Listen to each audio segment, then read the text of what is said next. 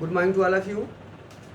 आज से हम लोग पॉलिटिकल हिस्ट्री में आपके इम्पोर्टेंट जो क्वेश्चन हो सकते हैं उन पे चर्चा करेंगे और हम लोग इस पर स्टार्ट करते हैं। आज से पहला आपका टॉपिक है कौटिल्य के राजनीतिक विचार, पॉलिटिकल थॉट्स ऑफ कौटिल्य।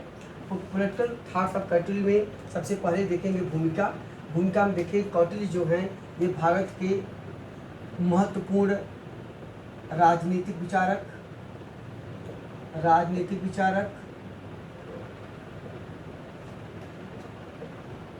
कूटनीतिज्ञ,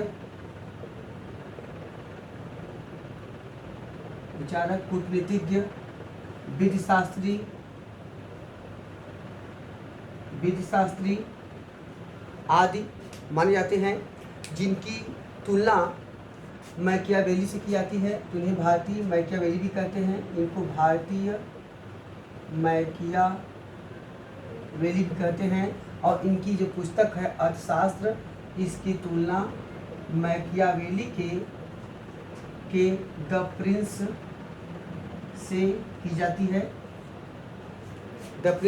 जाती है। कौटिल्य के अनेक नाम मिलते हैं, लेकिन इनका जो मूल नाम था वह था अजय।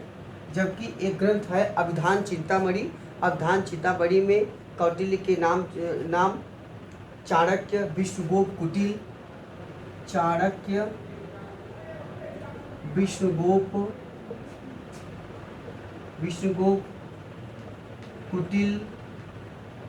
कुटिल, अंगुल वात्स्यायन, पाच्छिल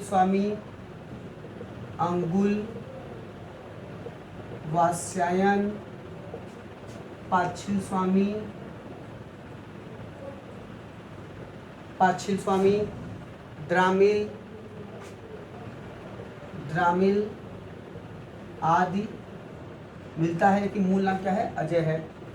आगे चर्चा करेंगे। अगर कौटिल्य के कालक्रम को देखा जाए तो कालक्रम के संदर्भ में कुछ मतभेद रहा है।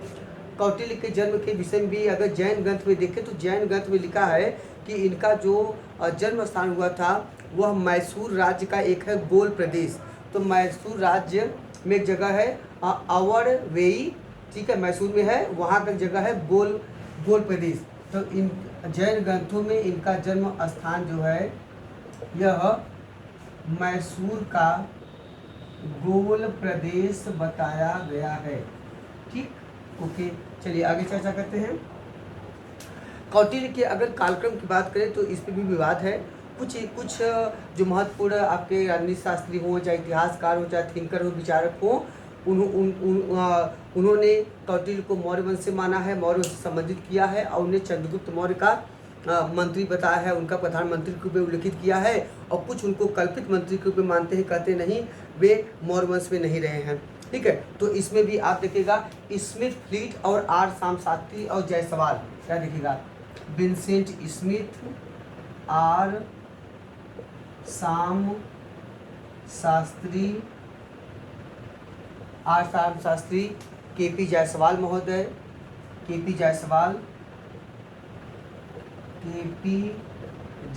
महोदय आदि जो हैं वे इनको थर्ड सेंचुरी बीसी में मानते हैं।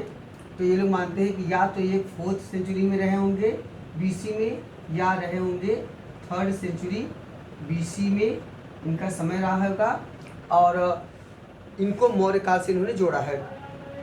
अगले जो दूसरे महत्वपूर्ण आपके विचारक हैं उनमें विंटरनिस हैं, भंडारकर हैं, कीथ हैं, जॉली हैं। तो एक हो जाएंगे विंटरनिस, दूसरे हैं आपके कीथ, एक हैं ज्वाली जिन्होंने अर्थशास्त्र का अंग्रेजी में बात किया है, ज्वाली महोदय हैं। आज लोगों ने इनको कल्पित राजमंत्री माना है, कोई राजमंत्री से एक कल्पना है, वो सही नहीं है। और लेकिन इनका जो समय उन्होंने माना है वो 3rd सेंचुरी एडी माना है कि 300 ईस्वी में ये रहे होंगे। तो इसका मतलब है कि मौर्य काल के नहीं थे। ओवरऑल इस पर अभी तक विवाद है, लेकिन प्रायः माना जाता है कि ये जो थे कौटिल्य मौर्य काल के ही थे। हाँ, तो और कुछ लोग तो कौटिल्य के अर्थशास्त्र पर का जो लेखन हुआ उसमें कौटिल्य को भी नहीं मानते हैं, लेकिन कौटिल्य के अर्थशास्त्र के हर लेसन के लास्ट में लिखा गया है इति कौटिल्य शास्त्रम, कि कौटिल्य का शास्त्र जो है यहाँ पर समाप्त होता है। इससे सिद्ध होता है कि कौटिल्य का ही अर्थशास्त्र लिखा गया है। ओवरऑल आगे चर्चा करेंगे। आते हैं तो कौटिल्य के जो मूल विचार हैं जिनके आधार पे कौटिल्य के विचारों को समझा सकता जाना सकता है, वह मूलतः हमको कौटिल्य के अर्थशास्त्र में प्राप्त होता है। तो अगला आपका टॉपिक हो गया अर्थशास्त्र। अर्थशास्त्र पहले क्या है समझ लीजिए, 60 में ही पढ़ाएंगे क्योंकि आपका एग्जाम है। चलिए अर्थशास्त्र क्या है, अर्थ प्लस शास्त्र हुआ अर्थशास्त्र। अर्थ को कहते हैं, इसका मतलब होता है कि मनुष्य की जीविका को अर्थ कहते हैं, और दूसरा इसका व्याख्यात्मक अर्थ ले आता है कि जनवासित क्षेत्र, मतलब ऐसा क्षेत्र जहाँ जनता निवास करती है उसे हम कहते हैं अर्थ। तो अर्थशास्त्र क्या है, यह एक जनवासित क्षेत्र है जहाँ जनता निवास करती है, तो मतलब जनता से युक्त क्षेत्र, इसे कहते हैं हम अर्थ। ठीक है। और शास्त्र का मतलब होता है कि जो जनवासित भूमि या क्षेत्र है उस भूमि को प्राप्त करना और उसके रक्षा करने के उपायों का निरूपण करना, व्यवस्था करना शास्त्र कहलाता है। तो दूसरे शब्दों में कह सकते हैं कि इसके माध्यम से जनवासित क्षेत्र को सुरक्षित रखना, जनवासित क्षेत्र की व्यवस्था करना, उसको सुचारू रूप से संचालित करना ही अर्थशास्त्र कहलाता है। ठीक है, आगे चर्चा करेंगे। अर्थशास्त्र जो है यह कौटिल्य ने लिखा है। यह मूलतः सूत्र शैली में लिखा गया है। सूत्र शैली के थर्ड पर्सन स्टाइल, इसे कहते हैं अन्य पुरुष शैली, इसे बोलते हैं थर्ड पर्सन स्टाइल। इसका मतलब होता है कि इसमें न तो स्वयं को डायरेक्ट किया गया है, न तो किसी व्यक्ति विशेष को, बल्कि ऐसे लोगों से बात की गई है जो थर्ड पर्सन हो, न आई हो न यू हो बल्कि ही हो। ठीक है, राजा को ये करना चाहिए, राजा को ऐसा करना चाहिए, समाज को ये करना चाहिए, समाज का संचालन इस प्रकार से किया जाना चाहिए। तो एक सामान्य बातें इसमें की गई हैं, तो इसे कहते हैं अन्य पुरुष शैली।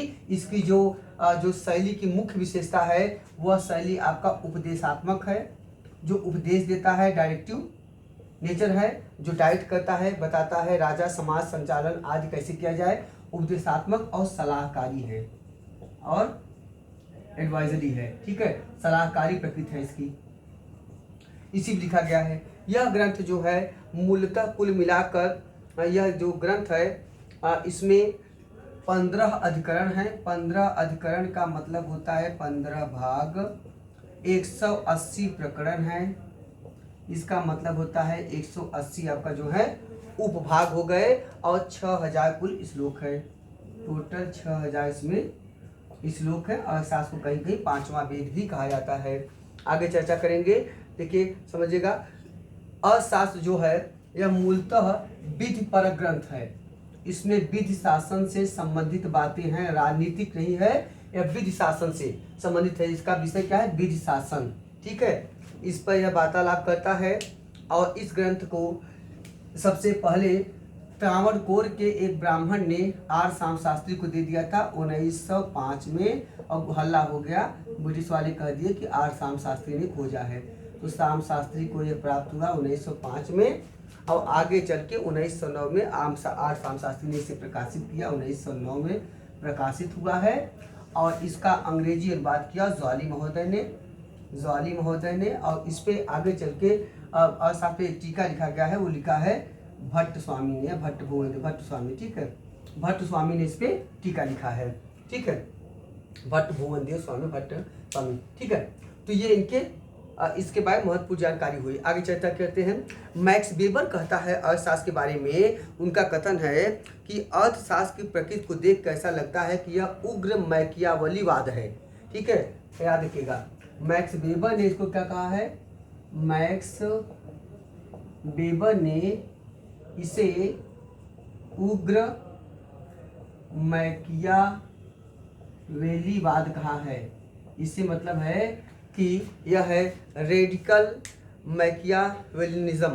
ठीक है, तो यह रेडिकल है। इसकी तुलना में कहते हैं कि इसका जो स्वरूप है, इसकी जो बातें हैं, उसकी तुलना में मैकियावेली का जो द प्रिंस है वह कम हानिकारक है। किसका कथन है, मैक्स वेबर का है।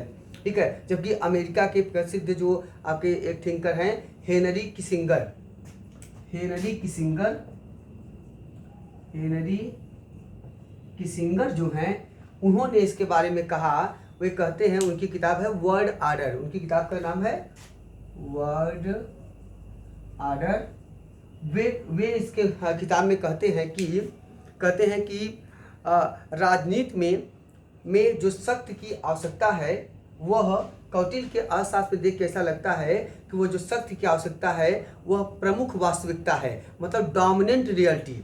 तो उन्होंने कहा कि इसमें शक्ति के ऊपर इतना बल दिया गया है कि इसमें दिया गया जो शक्ति का स्वरूप है वह डोमिनेंट रियलिटी है, ठीक है। तो कौटिल्य जो हैं वह एक प्रकार से प्रधान शक्ति की अवधारणा पे काम करते हैं, ठीक है। प्रमुख वास्तविकता डोमिनेंट रियलिटी की बात करते हैं, ठीक है। तो ये आपका अभी तक हम लोगों ने यहाँ तक देखा। अब आते हैं कौटिल्य के प्रमुख विचारों पर। अब चर्चा करते हैं कौटिल्य के राज्य के विचार पे। कौटिल्य का जो राज्य है वह सबसे पहला महत्वपूर्ण जो पॉलिटिकल थॉट है वह है आपका राज्य का विचार। कौटिल्य ने राज्य को क्या माना है? तो कौटिल्य के अर्थशास्त्र का अध्ययन करने के बाद पता चलता है कि जो राज्य का स्वरूप है उन्होंने राज्य को एक सर्वोच्च संस्था के रूप में स्थापित किया है। यह जो संस्था है यह एक आदर्श स्थिति है, जैसा कि हमको हीगल के सिद्धांत में देखने को मिलता है। दूसरा, शासन स्वरूप में उन्होंने कभी भी दैवी उत्पत्ति का सिद्धांत नहीं माना। तो दैवी उत्पत्ति में विश्वास नहीं किया बल्कि उसके स्थान पे सामाजिक समझौते के सिद्धांत को प्रेशर दिया।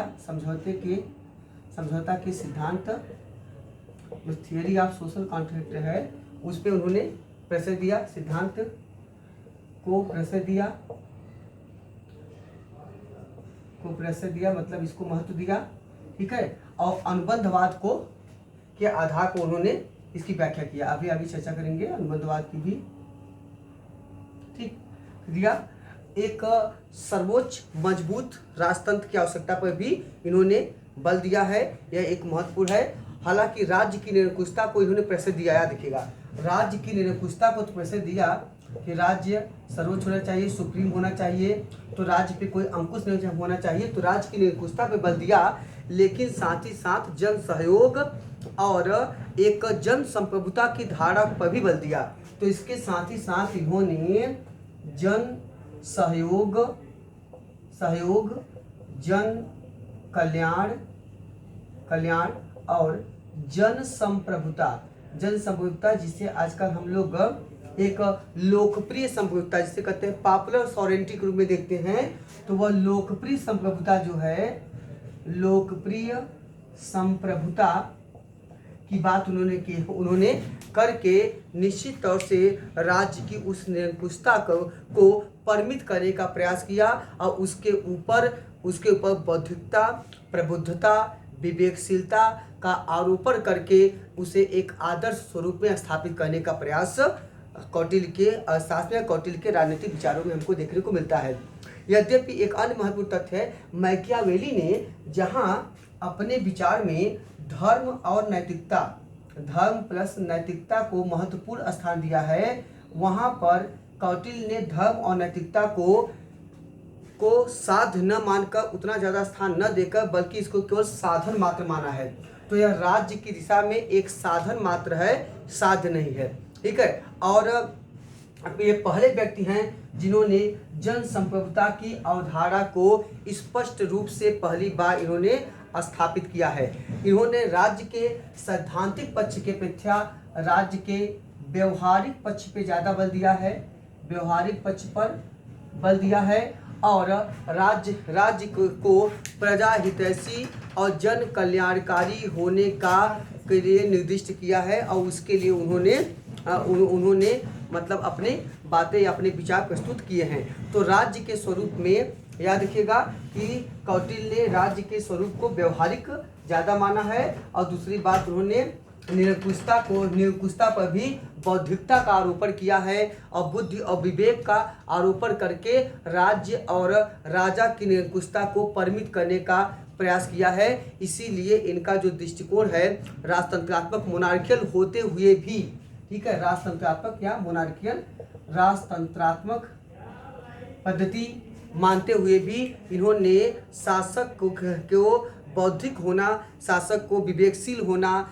और जनता के हितों के अनुरूप कार्य करने की अवधारणा स्थापित किया है, जिसे हम कहते हैं एनलाइटेंड डेस्पोटिज्म। इसका मतलब होता है कि आपका यह प्रबुद्ध निरंकुशतावाद। तो यहाँ पे शासकीय निरंकुशता पे, उसकी सर्वोच्चता पे प्रबुद्धता का आरोपण दिया है, जो बुद्धि विवेक और अपनी बौद्धिक क्षमता के माध्यम से एक विवेकशील प्राणी के रूप में, जैसा हीगल मानता है, रूप में समाज की या राज्य की सेवा करना चाहिए। तो प्रबुद्धता, इसे कह सकते हैं प्रबुद्ध निरंकुशता की अवधारणा पे विश्वास किया, जिसे कहते हैं इनलाइटेंड डेस्पोटिज्म। ठीक, प्रबुद्ध निरंकुशता का आरोपण किया है। आगे चर्चा करेंगे। कौटिल्य ने राजा का जो कंसेप्ट है, उन्होंने राज्य का सर्वोच्च अधिकारी राजा को माना है और राज्य को कुल 7 अवयव, 7 फोल्ड थियरी या 7 अवयव कह सकते हैं, 7 कंपोनेंट्स ऑफ द स्टेट। राज्य को 7 प्रमुख तत्वों से अभिहित करते हुए, नियोजित करते हुए 7 तत्वों का एक समग्र निरूपण माना है, एक समग्र कह सकते हैं प्रस्तुतिकरण माना है, और जिसे उन्होंने सप्तांग सिद्धांत के रूप में व्यक्त किया है। ठीक है, तो अब वो जो सप्तांग सिद्धांत में ही इनके राजा को भी हम लोग देख लेंगे, आगे चर्चा करेंगे। सप्तांग सिद्धांत, 7 फोल्ड थियरी। सप्तांग सिद्धांत अशासकीय के 6ठे अधिकरण में प्राप्त होता है, अधिकरण में प्राप्त होता है। कौटिल्य का जो राजा है, याद रखिए, कौटिल्य का जो राजा है यह सर्वोच्च है, सुप्रीम है। राज्य रूपी पूरा शरीर जो है, उन्होंने राज्य को एक शरीर माना है, एक अवयवों का उन्होंने सेंटर केंद्र माना है, और उसी अवयवों के संघात में जो पूरा कह सकते हैं अ ग्रुप ऑफ कंपोनेंट्स है ऑफ द स्टेट, उस कंपोनेंट्स का हेड जो है वह कौन है? राजा। और सप्तांग सिद्धांत न केवल कौटिल्य ने बल्कि कौटिल्य ने दिया है, शुक्रनीति सार में हमको शुक्र ने दिया है, भीष्म ने दिया है। तो बहुत लोगों ने सप्तांग सिद्धांत पे चर्चा किया है। तो 6वें अधिकरण में आता है जो राज्य रूपी राज्य का के अंग होता है। तो राज्य का अंग है, राज्य का अवयव है, अवयव मतलब होता है कंपोनेंट्स ऑफ द स्टेट। ये एक प्रकार का कंपोनेंट्स ऑफ द स्टेट है, जिसमें सबसे पहला जो आता है वह है आपका राजा। तो इसको जो राजा या स्वामी पहला कंपोनेंट्स है। और सातों हैं आपका जो सातों हैं वे हैं आपके जो सातों का जो कंसेप्ट है वह आपका है स्वाम्या, मात्र, जनपद, कोष, दुर्ग, दंड, मित्र। ठीक है, इसमें राजा पहले नंबर पे आता है, राजा या किंग। इसे मनुष्य का एक शारीरिक संरचना के रूप देते हुए इसमें राजा को शीर्ष या सिर कहा गया है। तो राजा क्या है? पूरी व्यवस्था का शीर्ष है, सिर है, हेड है।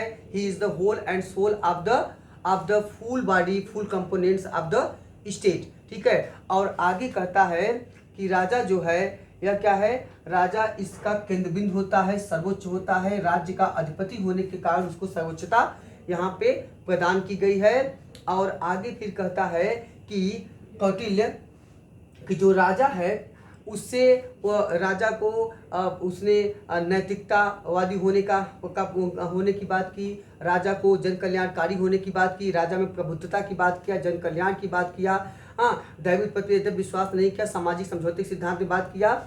और यह कहा कि इसलिए राजा जो है, राजा पर अनुबंधवाद का मतलब होता है आपका कॉन्ट्रैक्ट सिस्टम।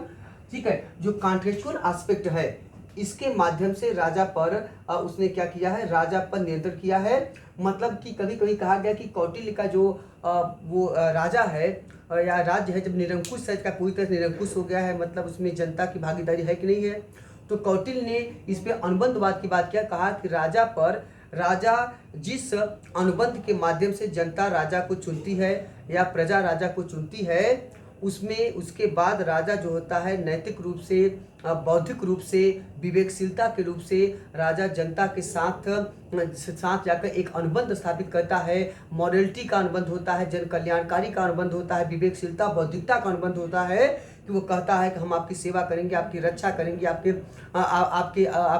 कल्याण के लिए कार्य करेंगे। तो यह जो एक अनुबंधात्मक स्वरूप है, यह एक ऐसा मॉरल प्रेशर है जो राजा को निरंकुश नहीं होने देगा। ठीक है। इसके अलावा क्या कहते हैं, इसके अलावा कहते हैं कि एक तो अनुबंधवाद उसके ऊपर कंट्रोल करेगा, दूसरा क्या कंट्रोल करेगा, परंपराएं और रीति रिवाज। ठीक है। और धार्मिक मान्यताएं, तो धार्मिक मान्यताएं, नियम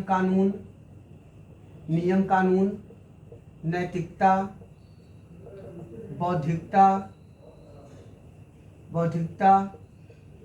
विवेकशीलता। ठीक है। विवेकशीलता,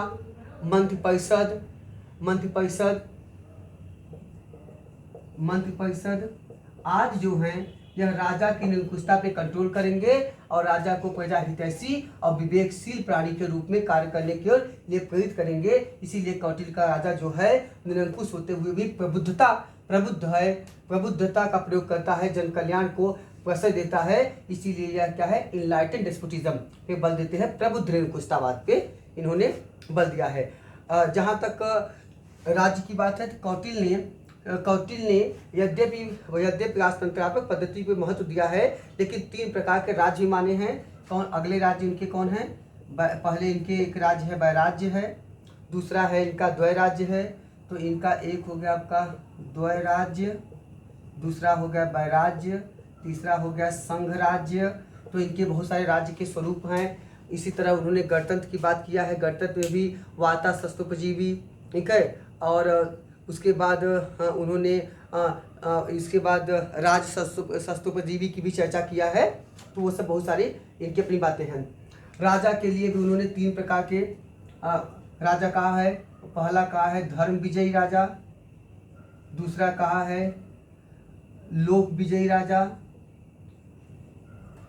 और तीसरा कहा है असुर विजयी राजा। तो ये सब विजयी राजा के प्रकार हैं, जो धर्म के लिए काम करे, अपने प्रसिद्धि को बढ़ाने के लिए युद्ध करे आदि करे। लोक विजयी जो लूटपाट के लिए करे, असुर विजयी जो लूटपाट से या धन से भी संतुष्ट न हो, ठीक है, और ज़्यादा अनैतिक कार्य करे, वह असुर विजयी हो गया।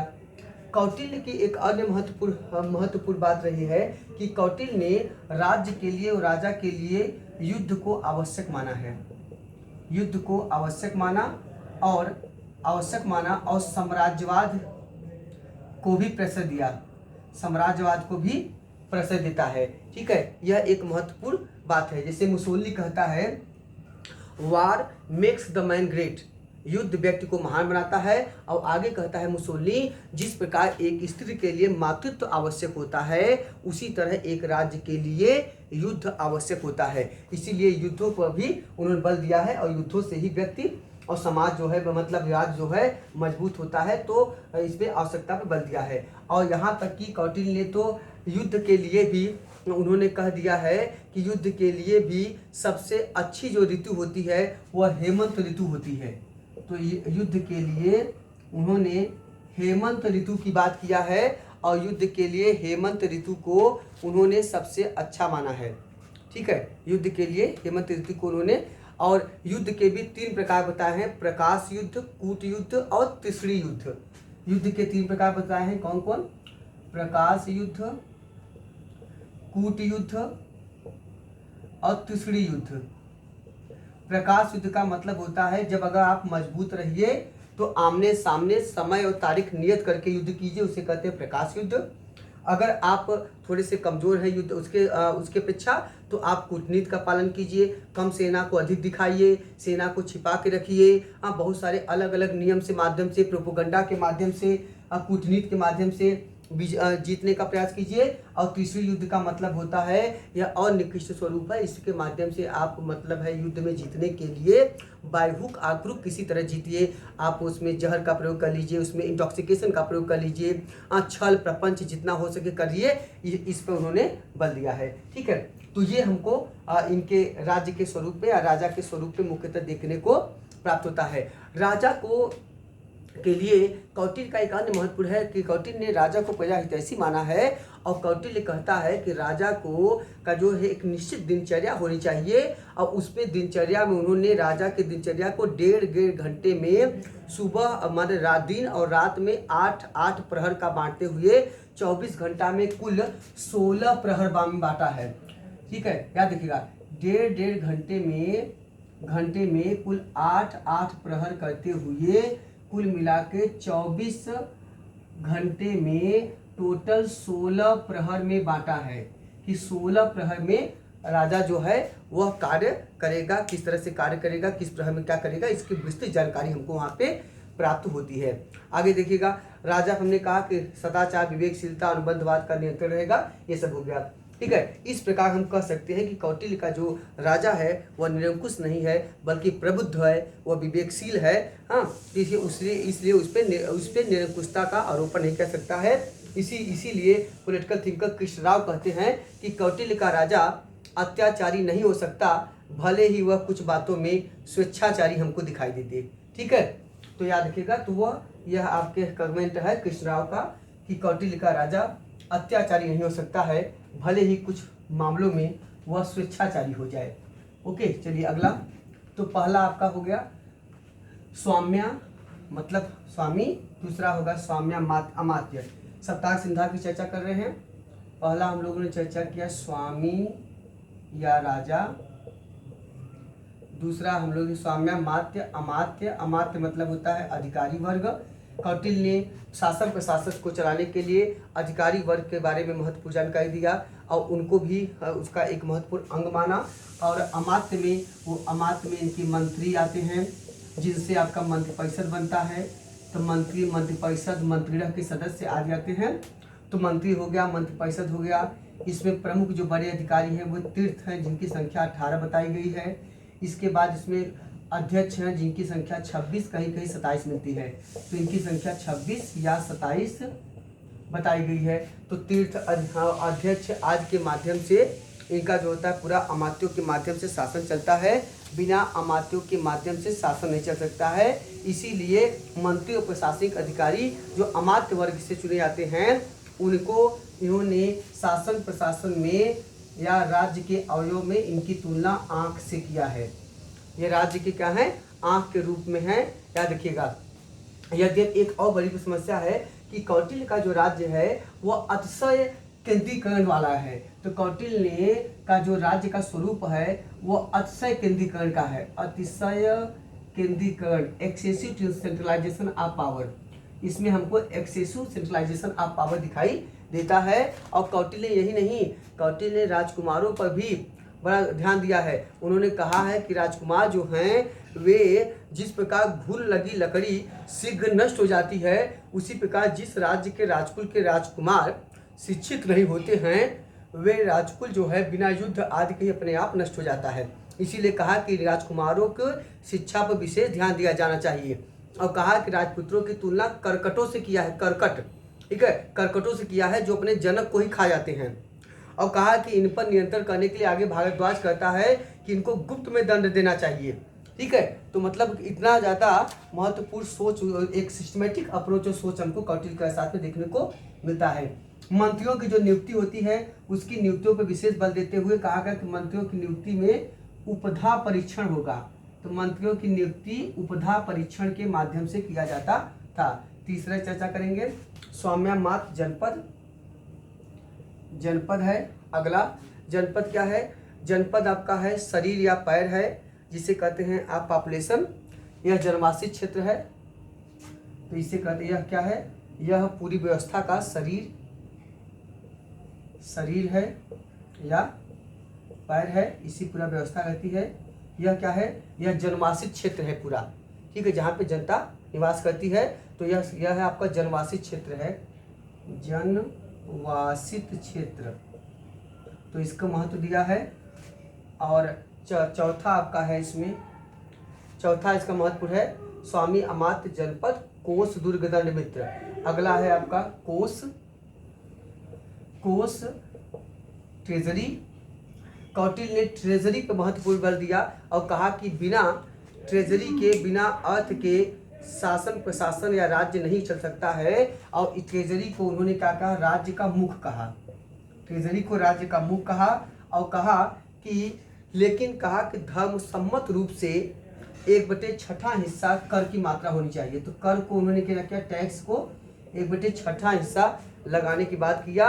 अब आगे कहता है कि जिस तरह जिह्वा पे रखी हुई वस्तु का स्वाद जीभ न ले ऐसा संभव नहीं है, उसी प्रकार राज्याधिकारी राज्य के संसाधनों का प्रयोग न करें, यह भी संभव नहीं है। तो जानता है कि राज्याधिकारी राज्य के संसाधनों का प्रयोग जरूर करेंगे, फिर भी वह उनसे अपेक्षा करता है कि वे लोग जो हैं या राजा या राज्य की पदाधिकारी जनता का शोषण न करें और कर की मात्रा कम लगाएं। ठीक है, अगला है स्वाम्यमात्र जनपद कोष दुर्ग।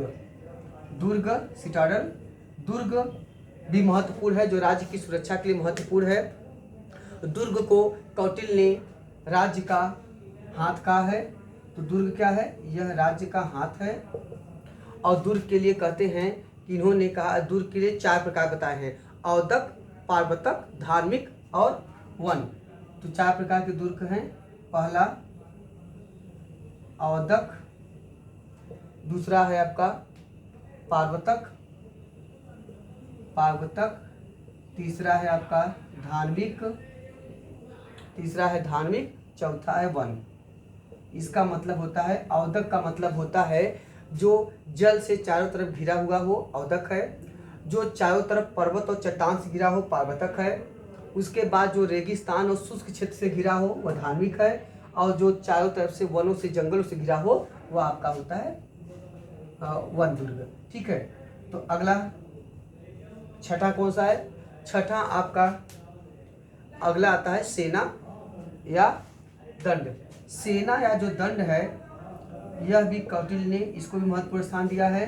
और सेना या दंड को कौटिल्य ने, जो आर्मी है, ठीक है, यह आर्मी है और इसको कौटिल्य ने महत्वपूर्ण स्थान दिया है, क्योंकि इसके बिना साम्राज्य जो है वो चल नहीं सकता है। और इस आर्मी को उन्होंने में हस्ती, अश्व, रथ, पैदल आदि कुल के 6 प्रकार बताए हैं। और इसमें हस्ती सेना को सर्वोच्च बताया है, हस्ती सेना को सर्वश्रेष्ठ बताया है और युद्ध को आवश्यक बताया, पहले चर्चा किए हैं। और अंतिम जो है आपका इसमें है, अंतिम जो है वो मित्र है। मित्र मतलब फ्रेंड या एली, और इसको कहा है कान। इसको उन्होंने कान कहा है। ठीक है, तो इनके माध्यम से कौटिल्य ने पूरा का पूरा ढांचा जो है अपना प्रस्तुत किया है और कहा कि राज्य को मित्र संपन्न होना चाहिए, बिना मित्र के कोई भी राज्य चल नहीं सकता है। ठीक, ये रहा आपका सप्तांग सिद्धांत, प्रशासनिक व्यवस्था, कर व्यवस्था आदि। कौटिल्य के विचारों में न्याय को भी महत्वपूर्ण स्थान दिया है और कौटिल्य ने न्याय पर सबसे महत्वपूर्ण कार्य किया। कौटिल्य ने विधि को या न्याय को, क्या रखिएगा, कौटिल्य ने विधि या न्याय को छत्र का छत्र माना है, सबसे सर्वोच्च माना है। कौटिल्य ने न्याय या विधि को, विधि मतलब कानून, या न्याय को छत्र का छत्र माना है। ठीक है, सब कुछ सर्वोच्च, ठीक है, छत्र का छत्र माना है, सॉरी इसको छत्र ऐसे होना चाहिए, छत्र का छत्र माना है, सर्वोच्च है, सुप्रीम है। और इन्होंने कहा है, कौटिल्य की एक और विश्वास रहा है, न्याय पर बड़ा विश्वास, न्याय पर कौटिल्य ने बड़ा जोर दिया। और कौटिल्य कहते हैं कि न्याय जो होना चाहिए समय से मिलना चाहिए, और कहते हैं कि विलंबित न्याय विवंचित न्याय के बराबर होता है। ये नोट कर सकते हैं, कौटिल्य का कथन है कि विलंबित न्याय विलंबित न्याय, न्याय विवंचित न्याय होता है। विवंचित न्याय, इसका मतलब क्या होता है? इसका मतलब होता है justice delayed is justice denied. इसका मतलब होता है justice delayed is justice denied, DENIED। इसका मतलब होता है देर से मिला न्याय न्याय न मिलने के बराबर होता है। ठीक है, तो इन्होंने इस पर विश्वास किया और राजा को सर्वोच्चता प्रदान किया न्याय में। और राजा के बाद जो दूसरा काम देखता था न्याय का सबसे बड़ा, वो होता था प्राक विवाद, उसको बोलते हैं प्राड विवाद। प्राड विवाद। कुल मिला के न्यायालय के कौटिल्य ने दो प्रकार माने हैं। पहला माना है कौटिल्य ने धर्मस्थयी। धर्मस्थयी का मतलब होता है दीवानी न्यायालय, ठीक है, जिसका प्रमुख होता है व्यवहारिक। और दूसरा माना है उन्होंने धर्मस्थयी, दूसरा है कंटक शोधन। कंटक शोधन का मतलब होता है फौजदारी न्यायालय, और इसका होता है हेड होता है प्रतिष्ठा। ठीक, और न्याय का जो आधार उन्होंने माना है वह जो है न्याय का जो मूल आधार है वह आधार आपका वह जो रीति रिवाज, परंपराएं, स्मृतियाँ आज जो हैं ये न्याय के मूल आधार होते हैं, जिनके आधार पे आपका न्याय जो होता है संपादित होता है, या जो होता है आपका न्याय चलता है। ठीक है, चलिए आगे चर्चा करते हैं। तो आपका यहाँ तक हो गया ये सप्तांश मंत्र परिषद, ये न्याय व्यवस्था। ठीक है, उसके अलावा कौटिल्य ने शासन प्रशासन में मजबूत तंत्र की बात किया। कौटिल्य ने प्रशासनिक तंत्र के साथ साथ गुप्तचर व्यवस्था पर भी काफ़ी काम किया। महत्वपूर्ण उस पर उन्होंने अपने विचार प्रस्तुत किए। कौटिल्य का सबसे अगला जो महत्वपूर्ण तथ्य है, जो सबसे महत्वपूर्ण विचार है, वह है आपके परराष्ट्र नीति। ठीक है, परराष्ट्र नीति मतलब वैदेशिक नीति, फॉरेन मिनिस्ट्री या फॉरेन रिलेशंस। ओके, तो चर्चा कर रहे थे कि कौटिल्य की जो वैदेशिक नीति है, या जिसे कहते हैं परराष्ट्रीय नीति, जिसे डिप्लोमेटिक रिलेशनशिप कहते हैं, उस डिप्लोमेटिक रिलेशनशिप में हमको कौटिल्य द्वारा जो परराष्ट्रीय नीति का आधार होता है उसे वह दिखाई देता है। कौटिल्य ने अपने डिप्लोमेटिक रिलेशनशिप या एक्सटर्नल अफेयर्स जो मिनिस्ट्री वर्तमान में होता है, इसके संदर्भ में कौटिल्य ने जो विदेशों से या वैदेशिक विदेशों से जो नीति स्थापित किया, उससे उन्होंने एक आधार प्रस्तुत करते हुए उसे उन्होंने मंडल सिद्धांत उसे उन्होंने 4 प्रमुख सिद्धांतों के अंतर्गत नियोजित किया, जिनमें एक आता है मंडल सिद्धांत, दूसरा सारगुड़ी नीति, तीसरा उपाय और कूटनीति।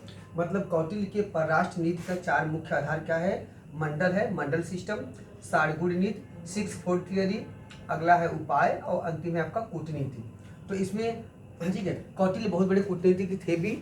याद एक बार कहा जाता है कि जब चंद्रगुप्त मौर्य सिकंदर से मिलने गए, लेकिन सिकंदर उनकी महत्वाकांक्षा को सुनने के बाद जब उन्हें मृत्युदंड की सजा दिया, तो चंद्रगुप्त मौर्य भाग गए। और जब भाग के पहुँचे कौटिल्य के पास, तो कौटिल्य को जब पूरा वृत्तांत बताया तो कौटिल्य बड़ा प्रसन्न हुआ। उसने कहा कि एक राजा में शेर की दहाड़ और लोमड़ी की चालाकी दोनों होनी चाहिए। तो अच्छा कि भाग के चले वहाँ से। ठीक है, आगे। अच्छा, अब परराष्ट्र नीति में पहला आधार क्या है? पहला है इनका मंडल सिद्धांत, मंडल सिस्टम। मंडल सिद्धांत या मंडल सिस्टम जो है, यह मंडल सिद्धांत, इसका मुख्य उद्देश्य क्या होता है? यह शक्ति संतुलन पे आधारित व्यवस्था है, जिसके मूल में केंद्र में शक्ति होता है। शक्ति पे आधारित व्यवस्था होती है, जिसके माध्यम से परराष्ट्रीय नीतियों में शक्ति संतुलन स्थापित किया जाता है। विश्वव्यापी दृष्टिकोण से अगर राजनीतिक रूप से देखा जाए तो सबसे पहली बार शक्ति संतुलन का जो कंसेप्ट आया है, बैलेंस ऑफ पावर, वह 1648 के वेस्टफेलिया की संधि में आया है। 1648 के वेस्टफेलिया की संधि में हमको बैलेंस ऑफ पावर का सिद्धांत आया। और वर्तमान संदर्भ में आधुनिक काल में अगर देखा जाए तो इसे अमेरिकी राष्ट्रपति आइजनहावर ने दिया था। आइजनहावर ने वर्तमान संदर्भ में शक्ति संतुलन के सिद्धांत को इन्होंने व्यापक आधार प्रस्तुत किया। ठीक है, इसका उद्देश्य होता है कि राज्यों के बीच में शक्ति स्थापित करना, और इसका मूल यह है कि दो जो पार्श्ववर्ती राज्य होते हैं, जो सटे हुए दो राज्य होते हैं, उनके बीच का संबंध जो होता है वह हमेशा क्या होता है, शत्रुतापूर्ण होता है। और ये कुल मिला के 4 राज्य, ये जो मंडल सिद्धांत के अंतर्गत 4 प्रकार के राज्य हैं, यही चारों राज्य मंडल के घटक होते हैं। तो राज्य रूपी मंडल के घटक हैं 4 राज्य। ये कौन कौन से राज्य होते हैं? इसमें पहला हो जाएगा आपका मित्र राज्य।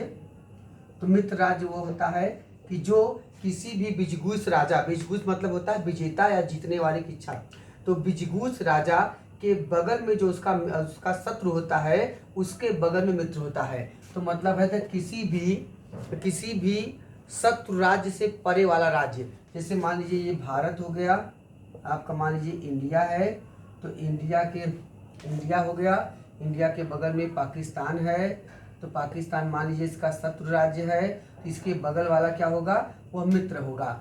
जैसे मान लीजिए अफगानिस्तान हो गया, अफगानिस्तान और शत्रु है समझिए, लेकिन मान लीजिए अपना, ठीक है। तो ये क्या हो गया, ये हो गया आपका मित्र राज्य। तो कोई भी किसी भी देश के पार्श्व में स्थित जो देश होता है वह उसका शत्रु होता है, और उसके बगल में जो होता है यह इसका मित्र होता है। ठीक है, तो मित्र हो गया पहला। दूसरा कौन हो गया, शत्रु राज्य।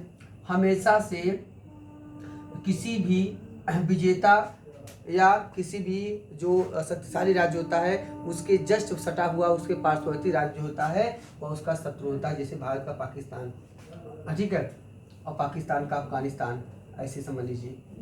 अगला ये तीसरा क्या होता है, तो होगा मित्र शत्रु। तीसरा कौन है, मध्यम राज्य। मध्यम राज्य कौन होता है, just like the buffer state. Buffer state कौन होते हैं, जैसे औपनिवेशिक काल में ब्रिटिश सरकार ने अवध को बफर स्टेट के रूप में यूज किया। इसका मतलब होता है विजय अभिलाषी राजा या साम्राज्यवादी राज्य और उसके शत्रु के बीच में जो राज्य होते हैं वे होते हैं आपके मध्यम राज्य, बफर स्टेट होते हैं। ठीक है, और जहाँ बफर स्टेट नहीं है आजकल क्या किए, नो मैंस लैंड कर दिए हैं, थोड़ा सा जगह दोनों लोग छोड़ दिए, जैसे भारत पाकिस्तान के बीच में 3 बीघा गलियारा, नो मैंस लैंड। और अंतिम कौन होते हैं, अंतिम होते हैं उदासीन।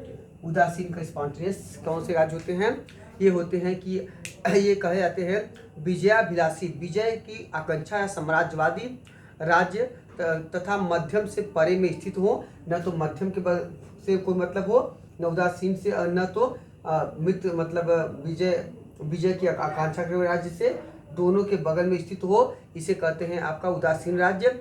उदासीन राज्य कौटिल्य के शास्त्र के अनुसार उदासीन राज्य जो था वो शक्ति संपन्न होता था, वही उदासीन रह सकता है, किसी से मतलब न रखे। लेकिन वर्तमान में उदासीन जो राज्य हैं ये शक्तिहीन भी हो सकते हैं, ये बेचारे जो तटस्थ राज्य है दुर्बल भी हो सकते हैं। तो कौटिल्य से थोड़ा सा यहाँ पे वर्तमान में अंतर है। चलिए अगला देखते हैं। तो पहला हो गया मंडल सिद्धांत। मंडल के बाद अगला जो आया उनका सबसे प्रमुख है वह है सारगुण नीति। सारगुण नीति क्या है, सारगुण नीति का मतलब होता है इसे कहते हैं आप,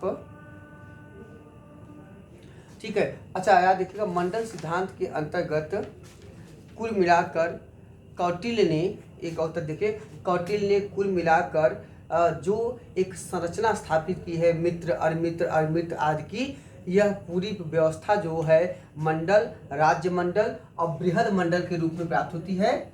और मतलब है मंडल का उच्च हो गया राज्य मंडल के बाद हो गया आपका बृहद मंडल, और कुल मिला के इस पूरी संरचना में मतलब आपके मित्र अरिमित्र ये सब कुल मिलाएंगे तो आपका हो जाएगा कुल 72 प्रकृति हो जाएगी। तो इसके अंतर्गत 72 प्रकृतियों की चर्चा कुल मिला के इक्वेशन इन्होंने स्थापित किया। जितना लिख दीजिएगा कि 72 इक्वेशन यहाँ पे बनते हैं। 72 अरिमित्र आप नहीं लिख पाएंगे। चलिए अगला, इसके बाद क्या हो गया, अगला हो गया सारगुण नीति। बी सारगुण नीति को बोलते हैं सारगुण 6 सारगुण्य नीति। इसका मतलब होता है 6 फोल्ड थियरी, इसको बोलते हैं 6 फोल्ड थियरी।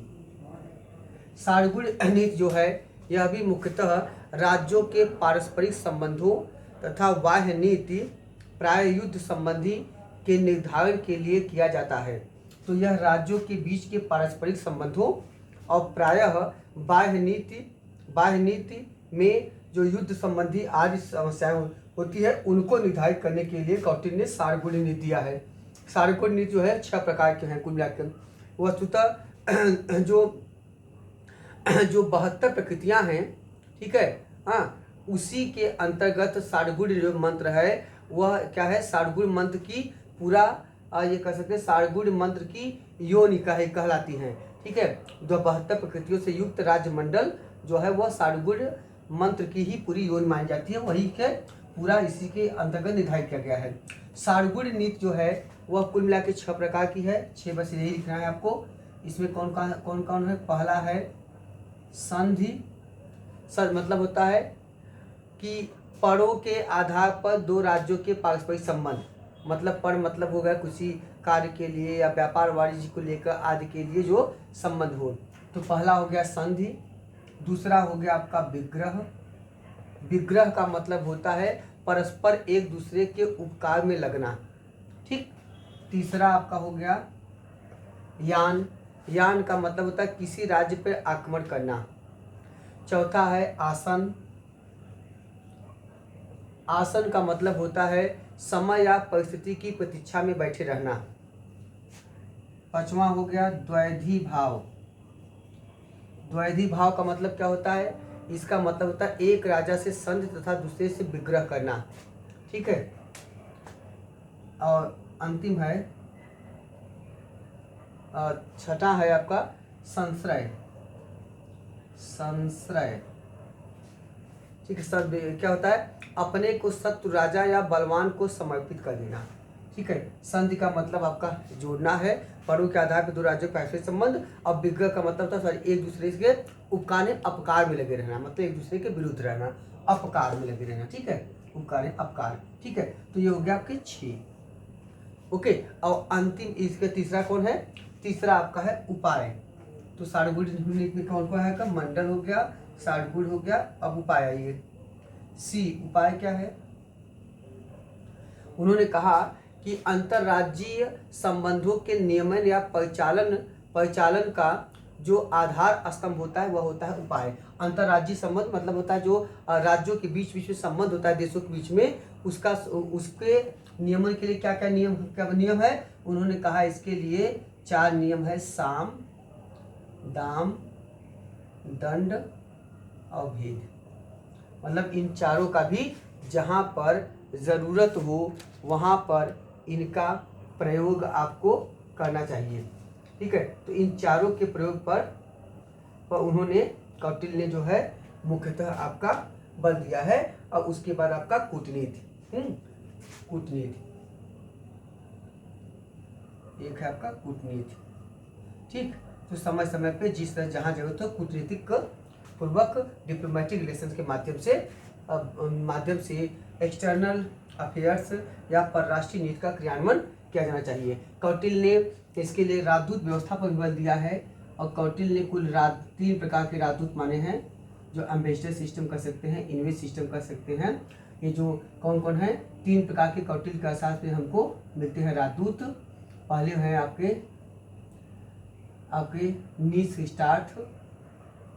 निःशिष्टार्थ, दूसरे हैं परिमितार्थ और तीसरे हैं शासनहार। ये कौन होते हैं, निःशिष्टार्थ होते हैं जो असीमित अधिकार वाले होते हैं, जो कोई भी निर्णय राज्य की तरफ से ले सकते हैं, इनको पूरा अधिकार होता है। परिमितार्थ होते हैं जिनकी शक्ति को परिमित कर दिया गया हो, सीमित कर दिया गया हो, उनको जितना अधिकार दिया गया हो उसी में वे निर्णय ले सकते हैं, सीमित मात्रा में निर्णय लेने का अधिकार।